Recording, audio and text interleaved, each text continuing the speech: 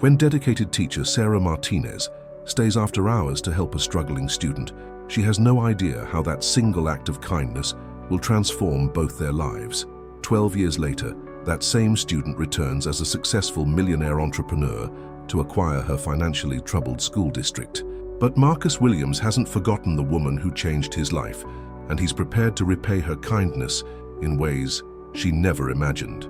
Before we begin, tell us, what city or country are you watching from? It's always incredible to know how far these stories reach. The fluorescent lights hummed overhead as Sarah Martinez erased the whiteboard for the third time that evening. Her hand cramped, and she paused to flex her fingers before continuing. Outside Lincoln Elementary School in Detroit, Michigan, the October wind rattled the windows and darkness had settled over the neighborhood hours ago. "Mrs. Martinez, I'm sorry I'm so stupid." The quiet voice from the back of the classroom made Sarah's heart clench. She turned to see Marcus Williams, all 10 years of his lanky frame hunched over his math worksheet, pencil eraser worn down to the metal. His clothes were clean, but clearly second-hand. A faded Detroit Lions t-shirt that hung loose on his thin shoulders, and jeans with patches at the knees. "Marcus, don't you ever say that about yourself," Sarah said firmly, walking over to his desk. She'd been teaching for 8 years, and she'd learned to recognize the signs. The quiet kids who sat in the back, who never raised their hands, who apologized for existing. They were often the ones who needed her most. Marcus looked up with eyes that seemed too old for his face. "But I can't get any of these problems right, and my mum's going to be mad if I fail another test." Sarah pulled up a chair beside him, ignoring the fact that it was already 6:30 p.m. and she'd promised her own family she'd be home by 6. Her husband David would be handling dinner alone again, and her 7-year-old daughter Emma would be asking where mommy was. But something about Marcus's defeated posture kept her rooted in place. "Tell me what you're seeing when you look at this problem," she said gently, pointing to the long division equation that had stumped him. "Numbers that don't make sense," Marcus mumbled. "My brain just stops working." Sarah had heard similar words from dozens of students over the years, but there was something different about Marcus. In class discussions about history or science, he asked questions that showed deep thinking. When they read stories aloud, he made connections other kids missed. The problem wasn't his intelligence, it was something else entirely. "Marcus, can you tell me what happens when you try to read these numbers? Do they move around? Do they look blurry?" He nodded slowly. "Sometimes the numbers look like they're swimming, and when I read, the letters jump around on the page. But I thought everyone saw that." Sarah's breath caught. In her education courses, she'd learned about dyslexia and dyscalculia, but Lincoln Elementary was underfunded and understaffed. There was no learning specialist, no resources for comprehensive testing.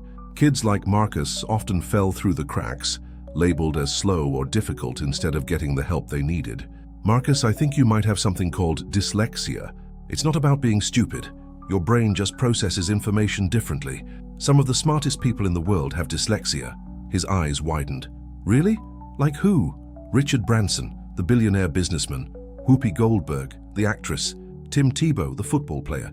They all learned to work with their brains, not against them." For the first time that evening, Marcus sat up straighter. "So I'm not dumb." "You are absolutely not dumb. You're creative and thoughtful, and you ask better questions than most adults I know."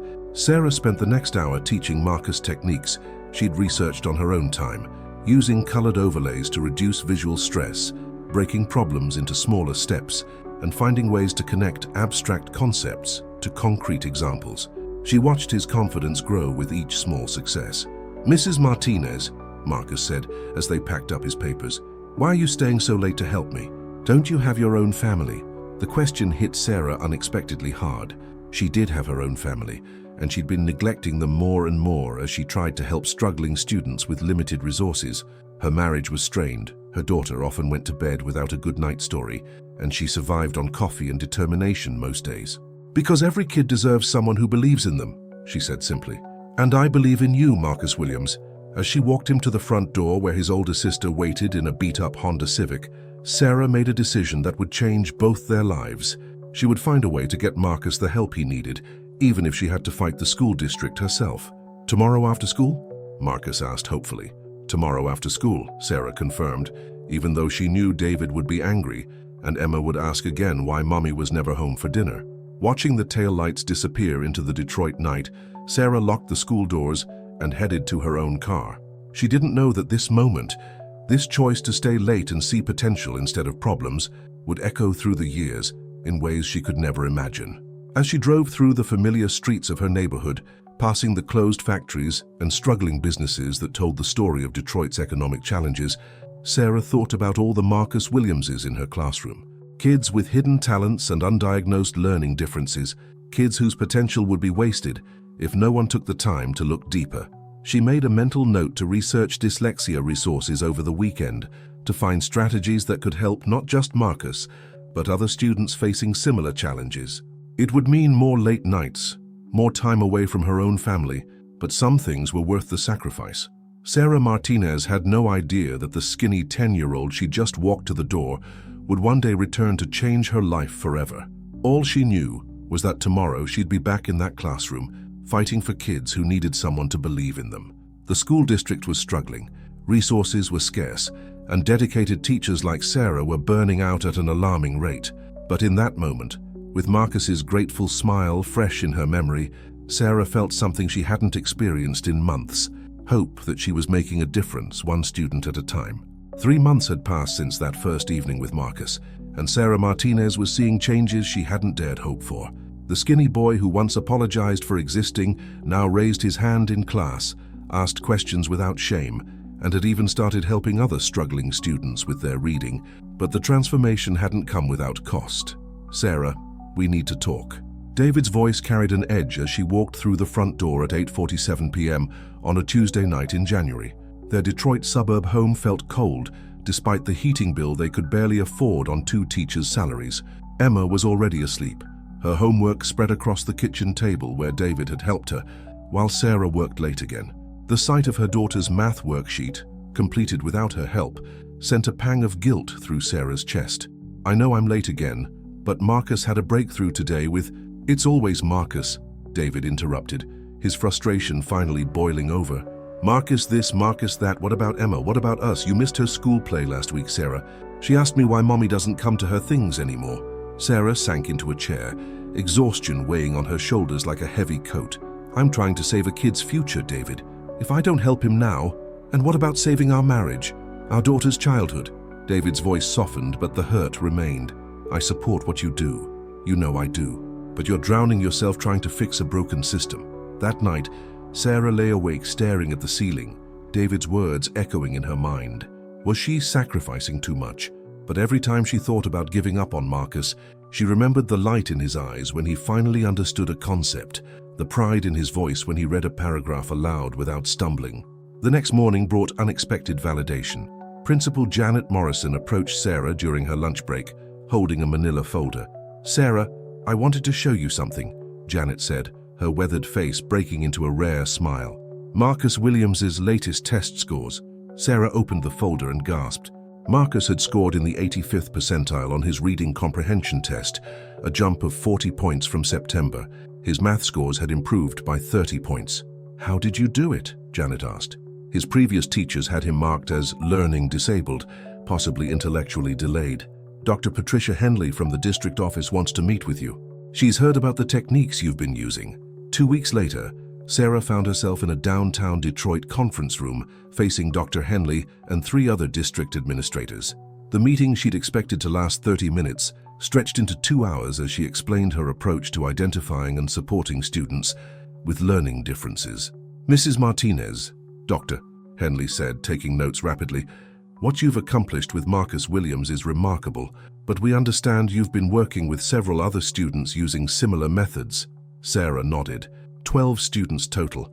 "I've been staying after school, using research-based techniques I've learned on my own time.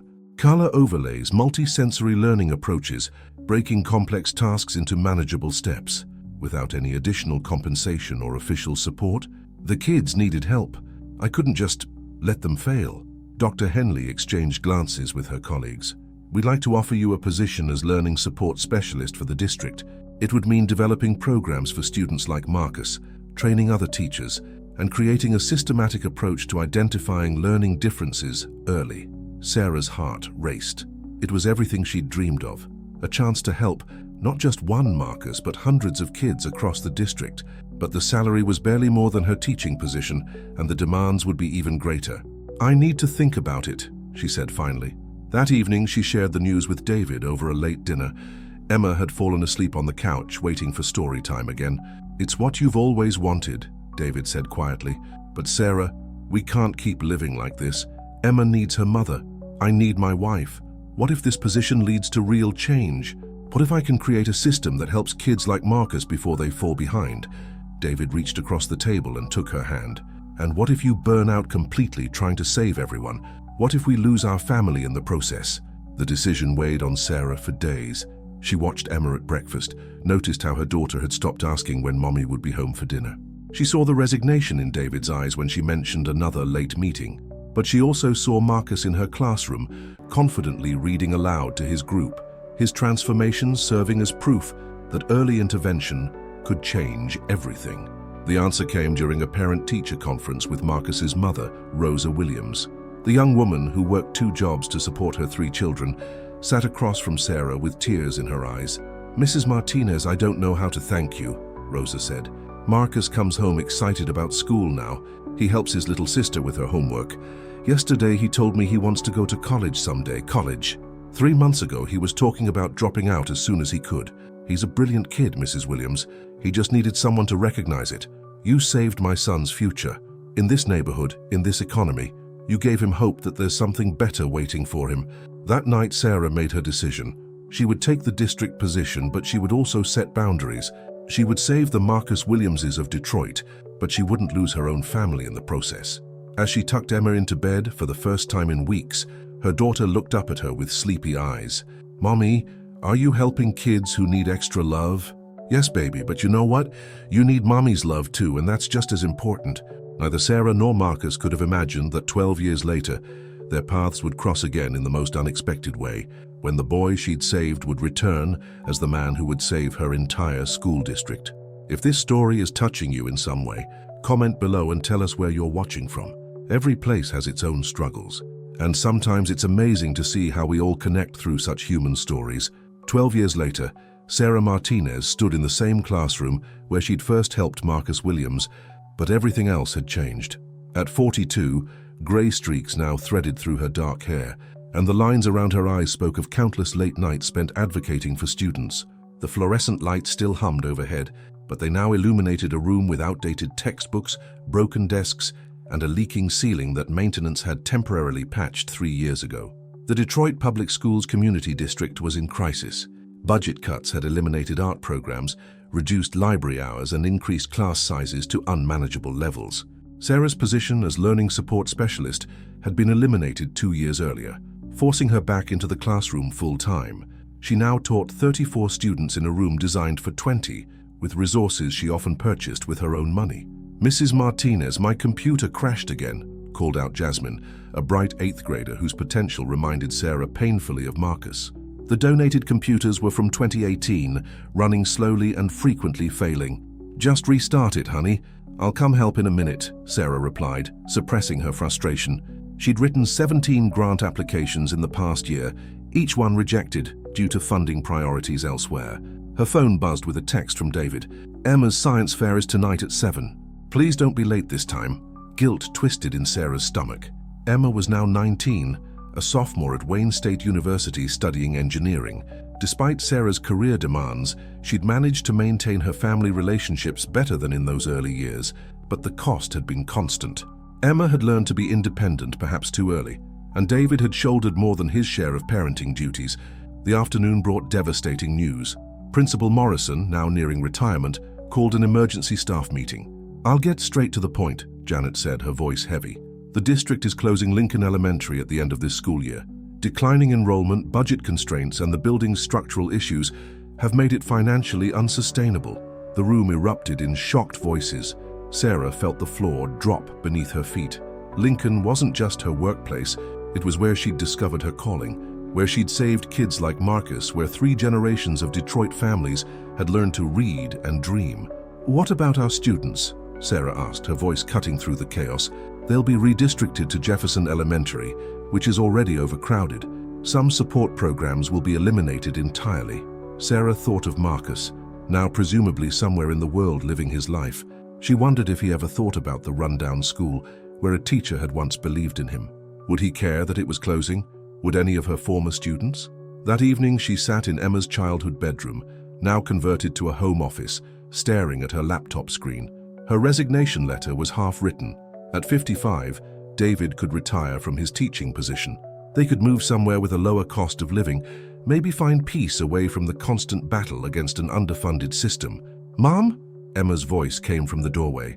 She was home for spring break, her engineering textbooks stacked on the desk beside Sarah's laptop. "Hey, sweetheart, shouldn't you be out with friends?"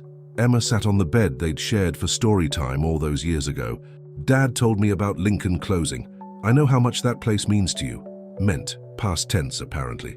"Remember when I was little and I used to complain that you were always working late? I didn't understand then, but I do now." Emma pulled out her phone and showed Sarah a photo from her social media. "This is Marcus Williams. He tagged you in a post last month." Sarah's breath caught.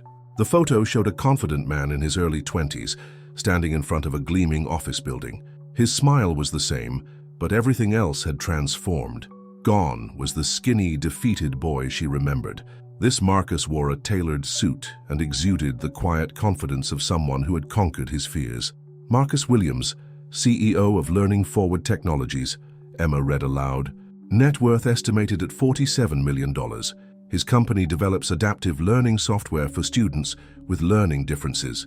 Mom, he's been looking for you." Sarah's hands trembled as she took the phone. Marcus's post read, "12 years ago, a teacher named Sarah Martinez stayed late to help a struggling kid who thought he was stupid. She taught me that different doesn't mean less than. Today, LFT reached 100 million in revenue. Mrs. Martinez, if you see this, you changed my life. I'd love to thank you in person." The post had 47,000 likes and 8,300 comments. Sarah scrolled through them, seeing story after story of teachers who had made differences, students who had overcome challenges, parents grateful for educators who saw potential where others saw problems. "He's been trying to find you for months," Emma said softly. "His company has offices in Silicon Valley, New York, and Detroit." Sarah stared at the screen, memories flooding back, the late nights, the breakthrough moments, the pride in Marcus's voice when he read without stumbling. She'd saved a boy who became a man who was now saving other children with learning differences. Her phone rang. Unknown Detroit number. "Mrs. Martinez." The voice was deeper now, polished by years of boardroom meetings, but unmistakably familiar. "This is Marcus Williams. I believe you stayed late to help me with math problems once upon a time." Sarah's voice caught in her throat. "Marcus, how did you—" "Your daughter reached out to my company. Smart girl. Takes after her mother, I imagine." His laugh was warm, confident. "Mrs. Martinez, I have a proposition for you, but first I need to ask, are you free for coffee tomorrow? I have a lot to tell you, and something very important to discuss about Lincoln Elementary." As Sarah agreed to meet him, she had no idea that the boy she'd saved 12 years ago was about to return the favor in ways that would transform not just her life, but the lives of thousands of students across Detroit. The student was about to become the teacher's salvation.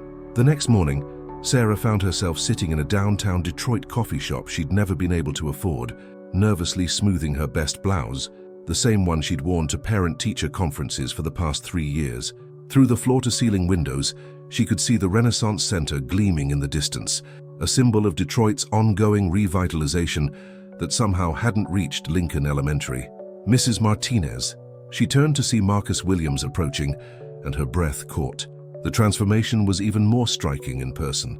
The gangly 10-year-old had grown into a confident man of medium height, his presence commanding attention without demanding it. His handshake was firm, his smile genuine, but his eyes, those were the same thoughtful eyes that had looked up at her in defeat 12 years ago. "Marcus," the name came out as barely a whisper. "Look at you. Look at me." He laughed, settling into the chair across from her. "Mrs. Martinez, you're the one who made this possible. Do you have any idea how many nights I've thought about that October evening when you stayed late to help a kid who was convinced he was stupid?" Sarah felt tears threatening. "You were never stupid, Marcus. Never. I know that now. But back then?" He shook his head. "I was ready to give up. My mom was working double shifts, my sister was barely keeping us afloat, and I was failing everything. You didn't just teach me long division that night. You taught me that my brain worked differently, not wrong." A barista brought Marcus his coffee. Black, no sugar, and Sarah noticed the expensive watch on his wrist, the quality of his suit. But more than the material success, She saw something she'd always hoped to see in her former students: peace with himself. "Tell me about your company," she said, deflecting attention from her own emotion. Marcus's face lit up. "Learning Forward Technologies. We develop adaptive software that identifies learning differences early and creates personalized learning paths. Remember those colored overlays you used with me? We've digitized that concept along with dozens of other techniques you taught me." "That's incredible, Marcus. We've helped over 2 million students worldwide. Kids in rural Mississippi who can't access learning specialists. Children in inner-city schools like Lincoln who are falling through the cracks. International students whose learning differences go unrecognized because of language barriers." He leaned forward. "But Mrs. Martinez, none of it would exist without that night you chose to see potential instead of problems." Sarah dabbed at her eyes with a napkin. "I just did what any good teacher would do." "No." Marcus's voice was firm. "You did what a great teacher does. You sacrificed your own time, your own family, to save a kid most people had written off. I know about the marriage struggles, the late nights, the grants you wrote on your own time. Emma told me how much you gave up." Heat rose in Sarah's cheeks. "Emma talks too much. Emma is proud of her mother, as she should be." Marcus pulled out his phone and showed her a presentation slide. "Mrs. Martinez, I didn't ask you here just to catch up. I asked you here because I need your help and because I have news about Lincoln Elementary." Sarah's stomach dropped. "If you're here to tell me you heard about the closure and you're sorry, I'm here to tell you that I bought the building yesterday." The words hung in the air like a challenge to reality. Sarah stared at him, certain she'd misheard. "You... what?" "I bought Lincoln Elementary. The building, the property, everything. The district was eager to sell to avoid demolition costs." Marcus's smile was patient, kind. "But I didn't buy it to tear it down, Mrs. Martinez. I bought it to transform it." Sarah's mind reeled. "Transform it how?" "Into the Marcus and Sarah Martinez Center for Learning Excellence, a flagship school that will serve as a model for how we support students with learning differences. State-of-the-art technology, small class sizes, specialized staff, and resources that will help kids like I was." "Marcus, I can't... The cost alone must be..." $47 million is a conservative estimate of my net worth, Mrs. Martinez. This project will cost me $8 million to complete. Do you know what's worth $8 million? He paused. "The chance to ensure that no kid ever sits in a classroom feeling stupid when they're actually brilliant." Sarah couldn't speak. The magnitude of what he was proposing, not just the money but the vision, overwhelmed her. "There's more," Marcus continued gently. "I want you to run it. Not as a teacher, not as a learning specialist, but as Executive Director of Educational Innovation. Your salary would be $150,000 annually, with full benefits and a staff of 12. You'd develop curricula, train teachers nationwide, and lead research on learning differences." "Marcus?" Sarah's voice broke completely. "Mrs. Martinez, you stayed late to help one kid. Now I want to help you save thousands. The boy you believed in wants to give you the resources to believe in every child who walks through those doors." Through her tears, Sarah saw the boy who had once apologized for being stupid, now offering her the chance to transform education for children like him. The circle wasn't just complete, it was expanding outward, creating ripples that would touch lives neither of them could imagine. "When do we start?" she whispered. Marcus Williams smiled, the same grateful smile he'd given her 12 years ago, but now backed by the power to change the world. "Tomorrow, if you're ready. After all, you taught me that the best time to help someone is right now. And now that you've reached the end, tell us in the comments, where are you watching from? Your presence matters, and your story does too." Outside the coffee shop windows, Detroit's skyline caught the morning sun, and Sarah Martinez felt something she hadn't experienced in years, the absolute certainty that the best was yet to come.